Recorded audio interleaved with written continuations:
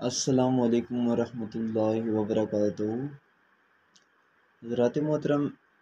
آج میں تمام سامعین سے جو ہے وہ ڈسکس کرنے جا رہا ہوں، بات چیت کرنے جا رہا ہوں کہ شوگر کے مریض کے لیے کون سی دشواریاں جو ہیں پیش آتی ہیں، اور اس کو کیسے وہ کنٹرول کر سکتا ہے،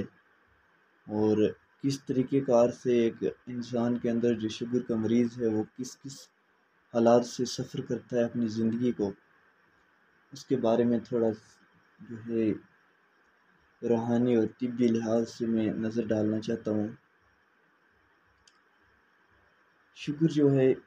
وہ ایک ایسی بیماری ہے جو جسم کے اندر WBC RBC سیلز ہیں، ان کو جو ہے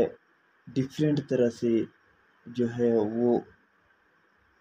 ان کی گروتھ ہونے میں، ان کے بڑھنے میں مختلف طریقہ کار سے جو ہے وہ ان دو سیلز کے اوپر اٹیک کرتی ہیں۔ جو ایک قسم کا بلڈ ہوتا ہے اس کو وہ کم کر لیتی ہے، اور دوسرا جو ہے اس کی شکل، اس کا جو سائز ہے وہ دن بہ دن بڑھتا رہتا ہے۔ تو اس کے بیچ میں کیا ہوتا ہے کہ جب یہ دونوں جو ہے دونوں طریقہ کار سے جب یہ اٹیک کرتی ہے پورے جسم کے اوپر، پورے شریر کے اوپر، انسان کا جسم آہستہ آہستہ اس کا جسم جو ہوتا ہے وہ لیزینس، موٹاپے کا شکار ہونا شروع ہو جاتا ہے۔ جسم کے اندر جو توانائی، جو طاقت ہوتی ہے، جو قوت ہوتی ہے وہ ختم ہونا شروع ہو جاتی ہے، اور جو انسان کا سب سے پہلا لکشن یہ ہوتا ہے کہ شوگر کا مریض جو ہوتا ہے اس کا منہ سوکھنا شروع کر دیتا ہے، سانس پھولنا شروع کر دیتی ہے، سفوکیشن ہونا شروع کر دیتی ہے۔ تو سفوکیشن کے ساتھ ساتھ جب وہ سانس کی پرابلم ہونا شروع ہوتی ہے تو پیاس جو ہے وہ زیادہ لگنا شروع ہوتی ہے، اور اس کا جو سانس لینے میں کافی دقت ہوتی ہے، دشواری ہوتی ہے۔ ساتھ میں جو شوگر کا مریض ہوتا ہے جس کو ابھی انسولیشن کی ضرورت نہیں ہوتی ہے، اس مریض کو ہم جو ہے کسی درکار کی بھی اگر کوئی کڑوی چیز استعمال کرواتے رہتے ہیں تو اس کا بلڈ جو ہے وہ پیوریفائی ہونا شروع ہو جاتا ہے، وہ گندا خون جو اندر سے ہے وہ پیوریفائی ہو جاتا ہے، تو وہ شوگر ختم ہونے، شوگر جو ہے بیلنس ہو جاتا ہے۔ تو اگر بندہ جو ہے جس کی شوگر جو ہے وہ ایکسیس ہو جاتی ہے، بڑھ جاتی ہے، بڑھنے کے بعد انسان کی جسم کی جلد جو ہے وہ پتلی ہونا شروع ہو جاتی ہے۔ جب جلد جو ہے پتلی ہونا شروع ہو جاتی ہے تو اس کے اوپر دبے سے نکلنا شروع ہو جاتے ہیں، کالے رنگ کے دبے نکلتے ہیں، لال رنگ کے دبے نکلتے ہیں، یا بندہ جس کو کہیں پہ لگتی ہے چھوٹی سی جگہ جو ہے جہاں پہ اس کو لگ جائے تو وہاں پہ ایک بہت بڑا نشان پڑ جاتا ہے۔ وہ نشان کا کارن یہ ہوتا ہے کہ اس کے اندر شوگر جو ہے وہ ایکسیس ہو جاتی ہے۔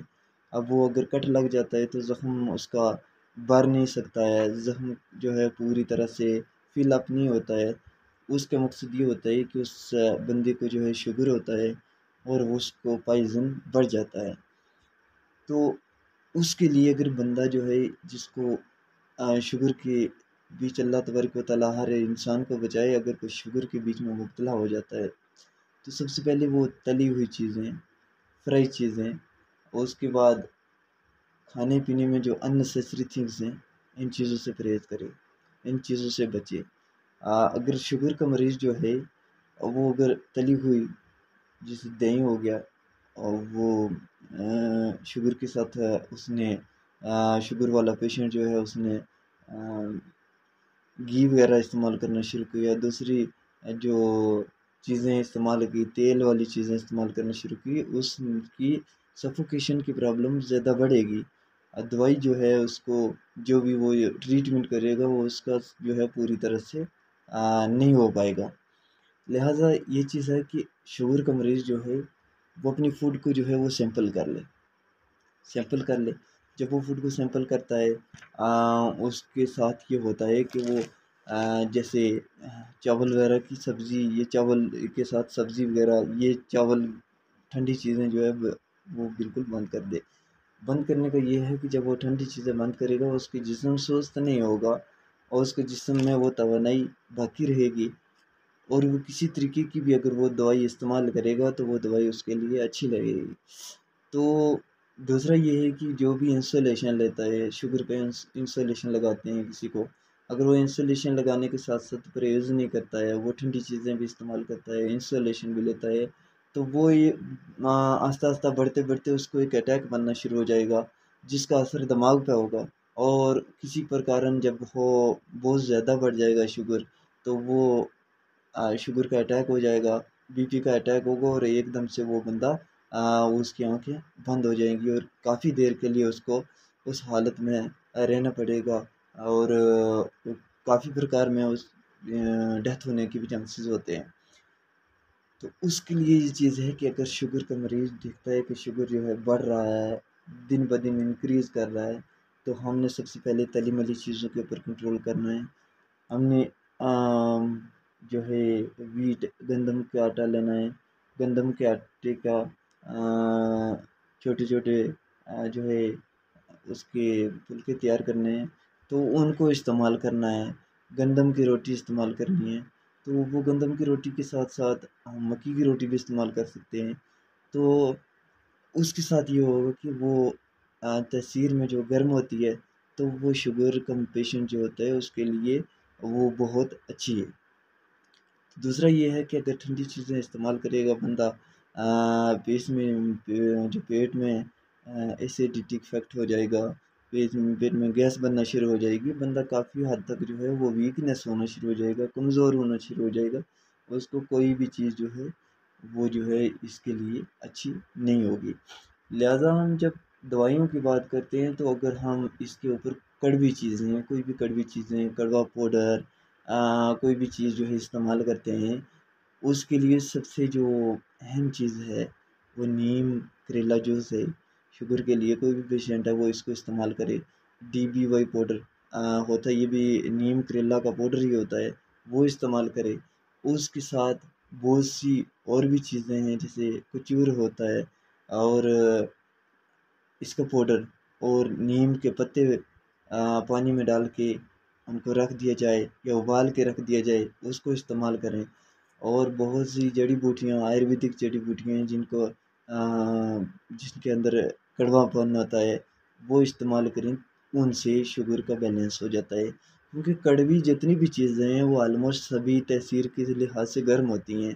تو جب وہ بندہ استعمال کرتا ہے تو وہ شوگر سے بچ سکتا ہے۔ تو سب سے پہلے جو مین ریزن اس کے پیچھے ہے کہ کہا جاتا ہے کہ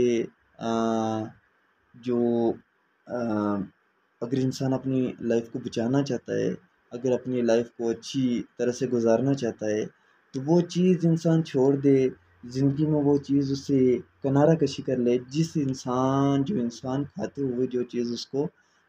مضر لگتی ہو، اس چیز سے ہم اگر اوائڈ کر لیتے ہیں، پرہیز کر لیتے ہیں، تو وہ صحت کو، ہماری جان کو دوبارہ ہم اس جان کو، بگڑی ہوئی جان کو ریکور کر سکتے ہیں۔ تو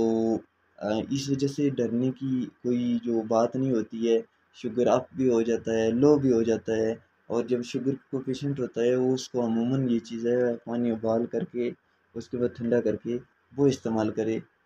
اور زیادہ ٹھنڈا پانی جو ہے وہ بھی استعمال نہ کرے، کیونکہ اس کو سفوکیشن کی پرابلم ہوتی ہے، منہ سوکھنے کی پرابلم ہوتی ہے، اور بعض اوقات جب شوگر بڑھ جاتا ہے تو 10-10 منٹ کے بعد پیشاب آنا، اس کے بعد پیشاب کے اندر رک جانا، پیشاب کے قطرے شروع ہو جانے، یہ سب چیزیں ایک پیشنٹ کے اندر ہوتی ہیں۔ تو ان سے، اور بی پی کا بھی آلموسٹ جو ہے اس کے ساتھ ساتھ اٹیک ہوتا ہے، تو وہ بندہ بچ سکتا ہے جو سب سے پہلے اپنے فوڈ کے اوپر، اگر اس کو زیادہ بھوک لگتی ہے، زیادہ کچھ ہے، وہ تھوڑی تھوڑی جو ہے وہ اپنا کھانا جو ہے دن میں استعمال کرے، تو اس کے بعد جو ہے وہ کڑوی چیزیں زیادہ استعمال کرے، اور کھانے میں جو ہے میٹھی چیزوں کا استعمال کم کر دے، تاکہ اس کو جب شوگر بیلنس ہوگا تو پھر اس کو انسولیشن کی اور دوسری چیزوں کی ریکوائر نہیں ہوگی۔ اللہ تبارک و تعالیٰ سننے والوں کو،